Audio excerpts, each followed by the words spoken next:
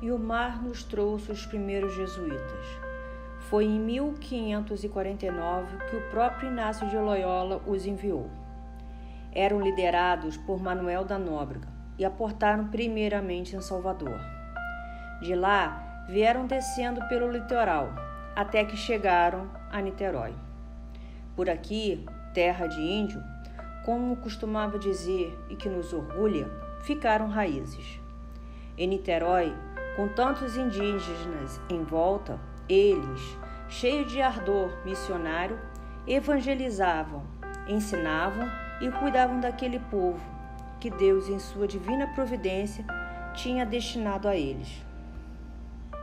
A fé e o zelo apostólico fizeram com que aqueles missionários que aqui viveram enfrentassem o perigoso e ainda tão pouco explorado mar. O outeiro, onde tudo aconteceu, tem de um lado o mar a protegê-lo, e do lado do continente, a proteção vem do Morro de Santo Inácio. Aqui em Niterói, os jesuítas estiveram em São Lourenço dos Índios, em Itaipu, e aqui neste lugar, sempre trabalhando para a maior glória de Deus. Aqui eles rezaram, catequizaram e ofereceram os exercícios espirituais. Muito trabalho a fazer e muito foi feito em nosso meio. Ação e contemplação nas medidas certas. Tudo feito em louvor da divina majestade do nosso Senhor Jesus Cristo.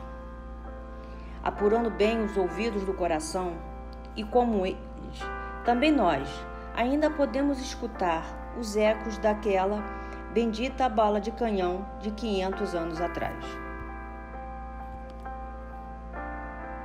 Diz a história, e desta parte ainda nos falta comprovação, que a primeira capela jesuíta foi erguida em 1572, construção de taipa, e que, pouco a pouco, foi modificada, ampliada e tornada mais firme.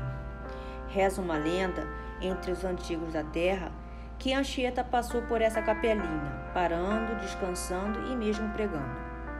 Que fazia isso nas suas andanças pelo litoral, indo e vindo de São Paulo e do Espírito Santo.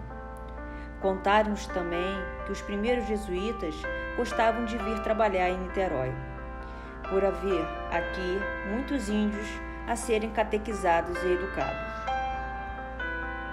A igrejinha, na forma como a conhecemos, foi erguida sobre as ruínas das primeiras construções existentes, entre os anos de 1622 e 1696.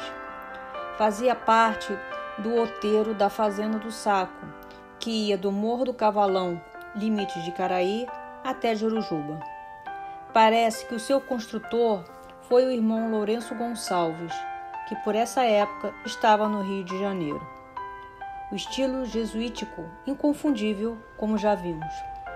Sem termos comprovação, nos disseram também que na torre existia um sino datado de 1572. Em 1730, a Fazenda do Saco é desmembrada, tornando-se duas: Fazenda do Saco e Fazenda de Jurujuba. O marco no sopé do outeiro quer nos dizer exatamente isso. Interessante que na época esse marco tinha 3 metros de altura. Em 1759, os jesuítas foram expulsos do Brasil pelo governo de Portugal e tudo foi largado para trás. Após o decreto da expulsão, eles ainda permaneceram por aqui por mais 2 anos. Tendo também vindo para cá, à espera do navio, também seus companheiros inancianos que viviam na igreja de São Lourenço dos Índios. Mais 2 anos se passaram e, em 1763, as propriedades dos jesuítas, a igrejinha, o cemitério, foram vendidas. No século passado, década de 30, com o crescimento da preocupação com o nosso patrimônio histórico, a igrejinha foi tombada e restaurada no seu estilo original. O arquiteto Lúcio Costa liderou esse processo. A igreja possui fachada simplificada em cor branca, contendo uma pequena cruz e uma torre sineira. Sua arquitetura segue o padrão jesuíta das construções religiosas daquela época, como a nave, púlpito lateral e capela-mor ao fundo.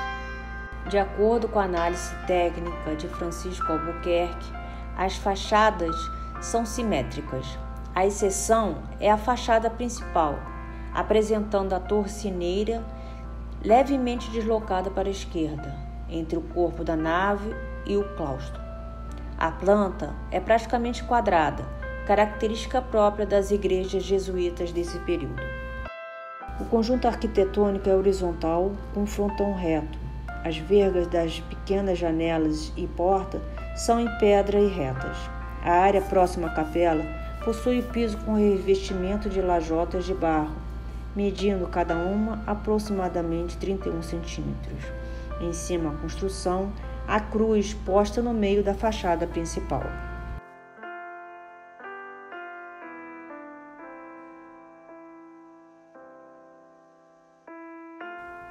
Vimos na fachada externa 2 relógios de sol com o símbolo da Companhia de Jesus.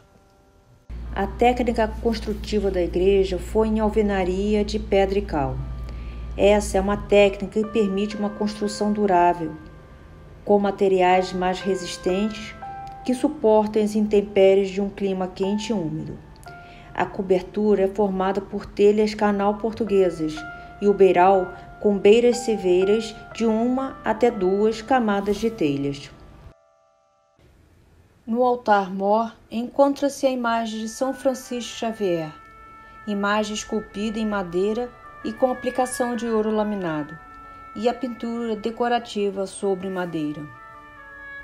Muitas modificações foram adequando o estilo da construção aos gostos de cada época.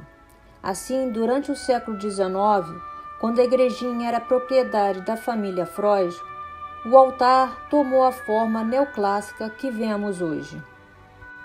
O púlpito no meio da nave é feito de madeira, com guarda-corpo de grades, do mesmo modelo do guarda-corpo do altar-mor e do coro. Falando do coro, trata-se de uma construção interessante ao fundo da igreja, com a sua escada lateral, tornando bem maior para os fiéis à capela.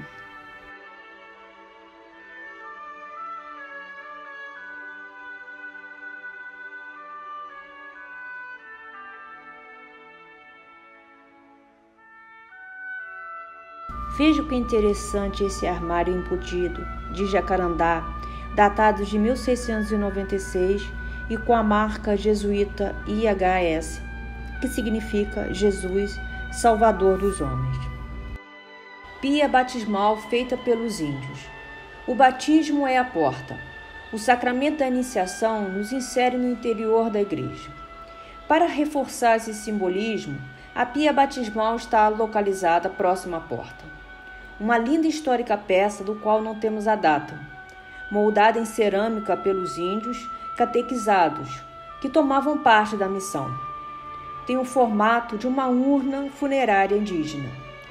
Na parede, restou-nos essa pintura, sem registro de autor e nem data, de uma cena missionária, um padre jesuíta catequizando os índios. Aqui neste ano, dos 500 anos da conversão de Santo Inácio de Loyola, quisemos contar para vocês um pouco da história dos jesuítas aqui em São Francisco Xavier. A paróquia está hoje sob a direção dos padres orionitas. Os filhos de Dom Orione têm toda a nossa gratidão por cuidar e continuar evangelizando neste lugar tão especial. Por aqui passaram 2 santos, São José de Anchieta e São Luís Orione. Aqui também nos reunimos como comunidade Fé e Vida da CVX. Desse jeito, mantemos a tradição de rezar inancianamente e fazer os exercícios espirituais neste lugar sagrado, no qual, desde o século XVI, se buscou e se encontrou a Deus em todas as coisas.